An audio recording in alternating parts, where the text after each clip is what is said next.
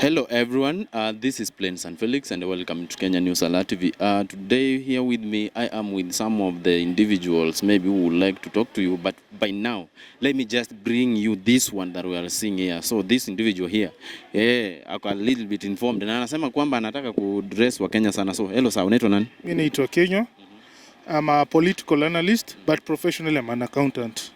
Professional, you are an accountant, and but you are interested in political analysis. Affairs. Regionally, nationally, or even internationally. Oh, yeah. So today, according to the information we have right now and political pressure that maybe Kenyans are experiencing, what do you really think you have in mind you would like to share with Kenyans? First, I want Kenyans to handle issues from another angle.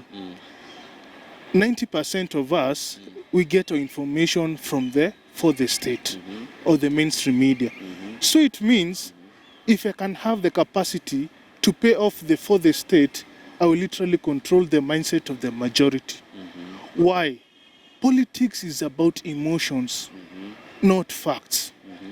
And that is what is happening in our state, Saib, as we are talking. What about those people who believe that politics is all about interest? Yeah, it's about interest, but perfect example, when SHA was introduced, if you can remember the first days, everywhere before kukuwa na church meeting, SHA is not working. The media, SHA is not working. Now, is anyone talking?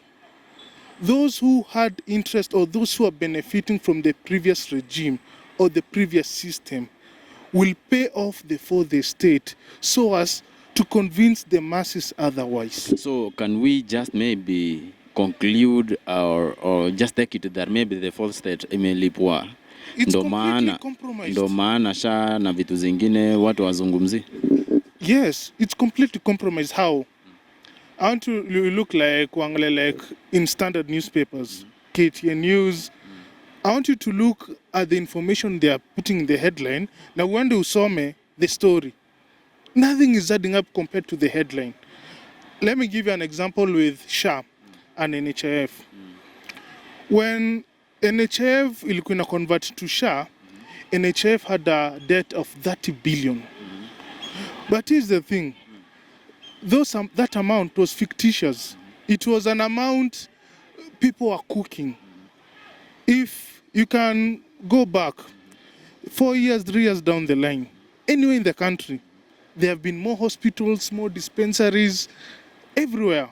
But what was happening? Let's say I'm a doctor, I have the authorization. I will open up like 5 hospitals and employ like 5 people who are not doctors. But what was the business that they were doing? Cooking claims. That's why there was a hospital in Githurai, if you can remember, it had more surgeries than Kenyatta National Hospital. That's why when the government took over, what did they say? All the claims of NHIF from 1 million, from 0 to 10 million, they'll be paid instantly. But anything over 10 million, it must be verified. Why? People were cooking. People were stealing at the expense of the Kenyan people. But why is it not an issue? We didn't have the information. Why do we have the information right now? The people who are benefiting from the past, they are now trying to paint a narrative which is not working. Let me give you the facts. NHIF, Kenyans used to pay on average 500 to 1,700, even though I would say you're earning over $1 million. Currently, SHA, you are paying according to your income. Okay, you need to understand this when it comes to insurance. Health insurance is like car insurance. If you have a bigger CC, you pay more money. Let's say like a V8 with 4,000 cc, you pay more money. If you have a smaller cc, you pay lower money. But the thing is to have a bigger pool of resources so that you can all benefit. But here's the thing, NHIF, even though you earn $1 million, like the head of state, ulikuwa unalipa 1,700. Now SHA, MPs are paying 30,000 per month.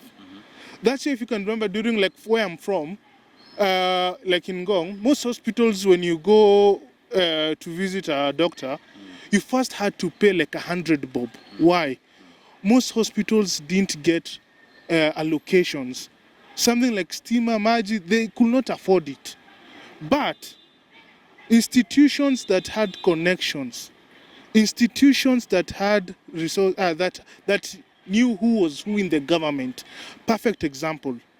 In the previous regime, our governor from the central bank was Patrick Njoroge. He's the brother to Bishop Muheria from Nyeri. That is why, if you can remember very well, when SHA was introduced, the new payment platform, everything, the Catholic Church walienda wakatoa a statement, pure lies.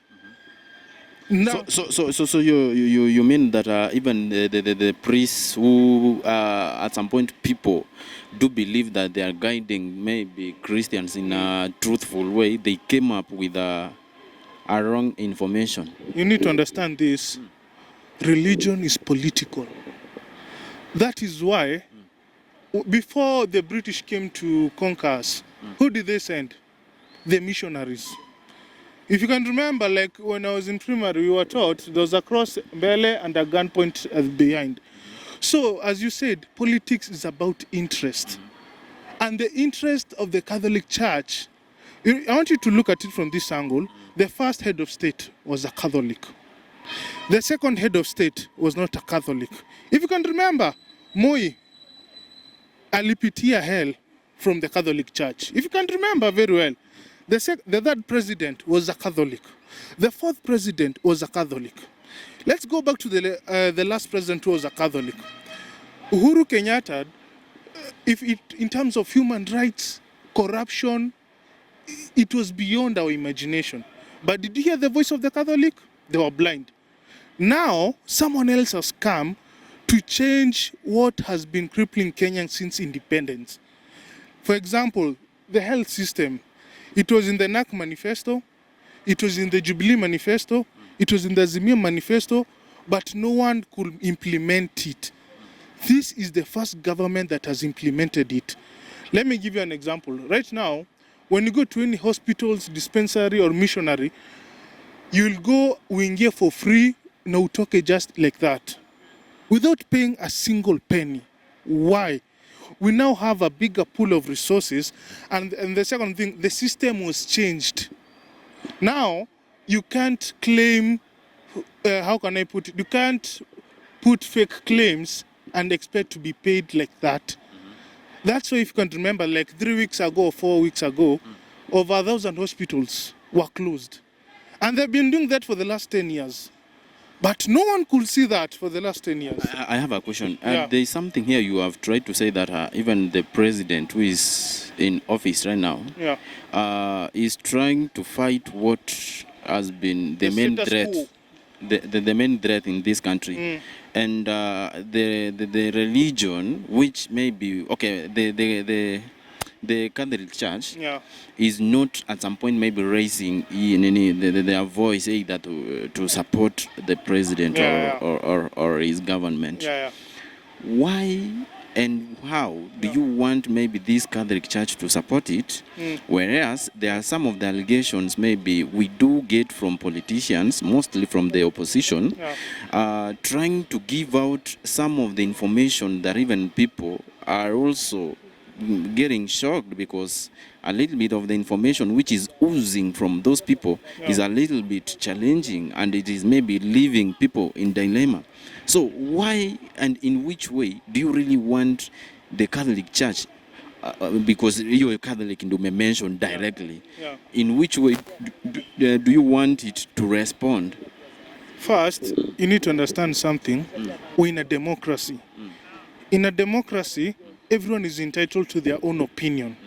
My argument is, even though you're criticizing, criticize with facts, not emotions. But you saw some days back, church leaders, in fact, church leaders in the country stood up and tried to request the government to reduce extrajudicial killings and other things maybe, and also come up with some of the strategies that could control those things. Good. So maybe what do you really think? Okay, they were against also those things. So can we say that they are also against the president with his good deeds, including those extrajudicial killings, that maybe some of the opposition leaders are trying to talk about that the president is involved. Good, let me explain this. There's a difference between extrajudicial killings and justifying criminals. Let me give you an example. In the previous regime, if you can remember the issue of Rivayala, over 80 bodies. I don't know if you can understand 80 yatu kichinja kuku, how many they are. That was extrajudicial killing. But the church was blind. It could not see anything.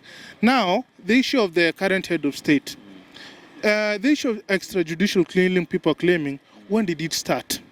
The 25th June protest. According to our law, our constitution, what does it state? Parliament and status, they are protected areas. Protected areas, it means, say you can enter a state house with no offense, you'll be shot on sight. Another thing, the maandamano which was happening, first, before any war, there must be legitimacy. And then you involve criminal aspect. You cannot justify somebody who is burning and stealing and raping our women as extrajudicial killing. He's a criminal. So those are two different aspects. Let me ask you, some of the individuals died while holding a flag, water, and Colgate. Bro, how can that, will you justify the statement that they are also involved in those those crimes? Good. Those who have died with the flag, where did they die? Did they die here or around Parliament? Bro, many people died away from Parliament. Yeah, those who died away from Parliament, like in Rongai, like in Githurai. As a matter of fact, Githurai, they had weapons. 2 of our soldiers lost their lives, our police officers. But the media was silent. You cannot justify a criminal and make the government like they look evil and they're protecting us. I want you to look at it from this angle. If we all justify such activities, na police waseme tumetoka. Those gangs wakuje now in our neighborhoods. And remember, these gangs, they're not doing it because they're patriotic. They're doing it because somebody is funding them. Why? When there is war in the republic, the president ndo ana answer for it. Na the president ndo the picture kinakaa mbaya. So what I can say, that's why let me give you an illustration so that you see it was no more of extrajudicial killing. To ease the relationship between the state and the Gen Z, recently the state wakeka the compensation issue. Now look at it from this angle. Faith Adhiambo, president of Law Society of Kenya, quitted, I think 3 days ago. Yet at the same time, she is claiming she wants to defend the rights of the Gen Zs. Now, I'm not saying there is a price to human life, but if it was a way to ease the relationship between the government and the people, you could be the first one to defend the Gen Zs. But what did you do? Because you want popularity at the expense of leadership, you forsake your duties. So what I could say, as much as people are claiming extrajudicial, we can all agree. Significant numbers of those ones. I'm not justifying police, even the one that was killed in Imenti. Who are the police? They're now they were apprehended and they're in prison as we speak. You cannot, how can I put it, categorize the entire state for the decisions of a few reckless officers, and at the same time, you cannot justify criminals and then categorizing them as the entire Gen Zs in our republic. Because you can't ban. Let me give another example. In the last Maandamano, in Moya,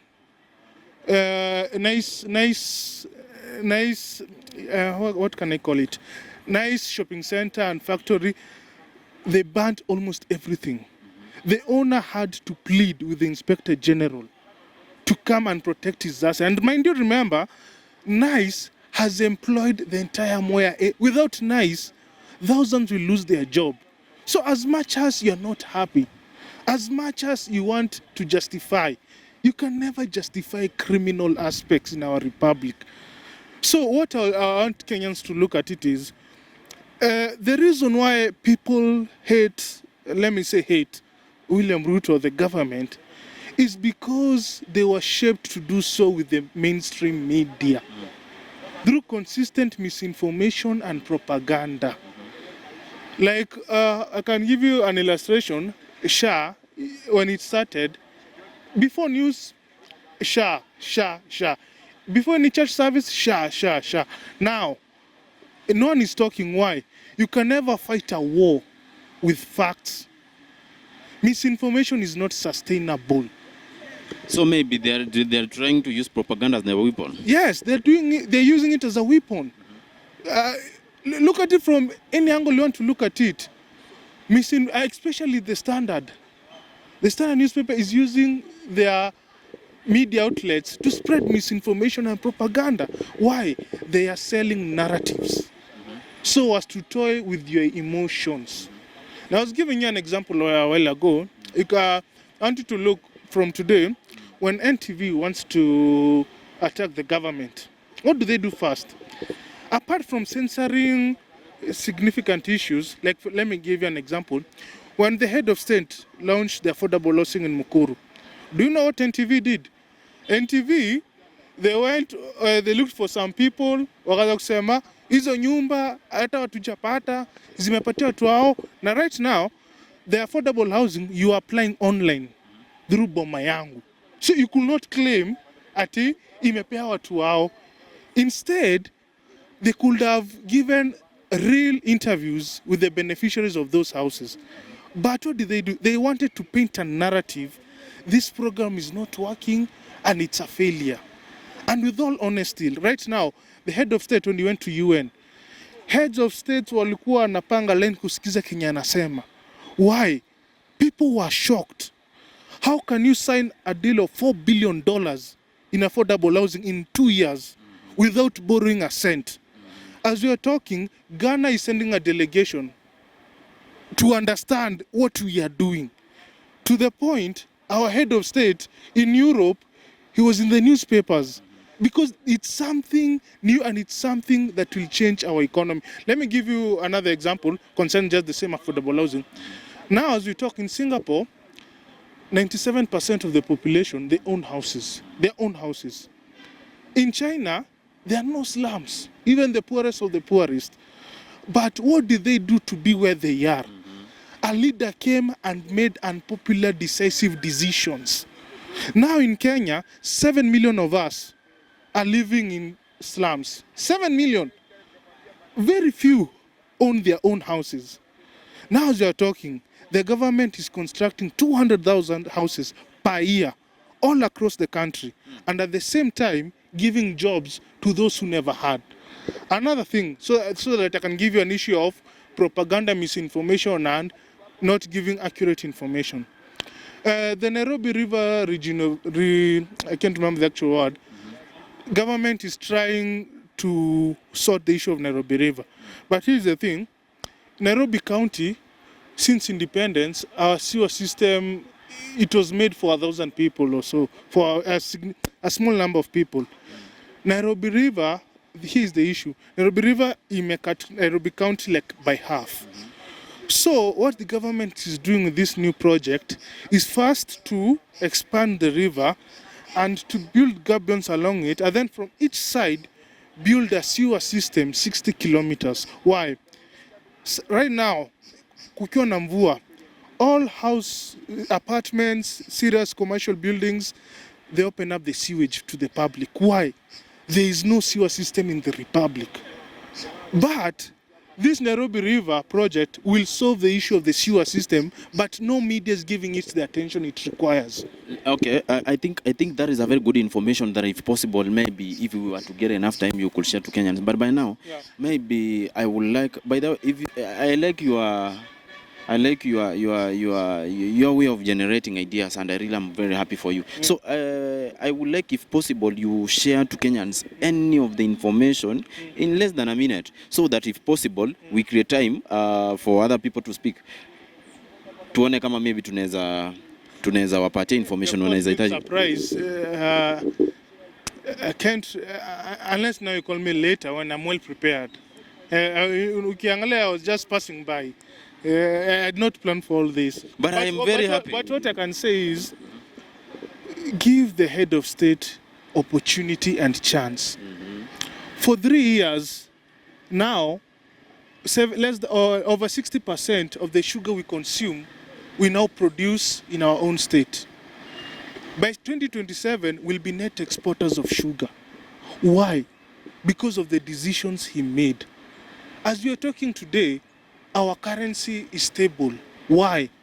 Our forex reserve. I want to tell you, the reason why forex reserve is important, everything from we eat, from what we wear, we import it from the outside world. And we can't do business without the dollar. It has doubled. So as much as you want to hate Ruto, be objective. Which head of state doubled our forex reserves, even in 10 years? Anyway. Even in 20 years, we can combine all of them. None of them. None of them. Anasema, umesema our forex reserve has been doubled in 3 years. Something which has never been done. Something which has never been done. By any head of state. By any. Let's go to affordable housing. He has sorted out something which government has done. Let's go to healthcare. Something which no one has done. All governments, look at it from this angle. NAC, they had universal health. Jubilee had universal health. Did it work? It never worked. Anyway, ladies and gentlemen, thank you so much. Thank you so much. I think I'll bring this guy again so that maybe he can share a little bit. By then, not only a little bit, but as many information as possible for you guys. Thank you so much. This is Plains and Felix, and I welcome you to Kenyan News Alert TV. Thank you.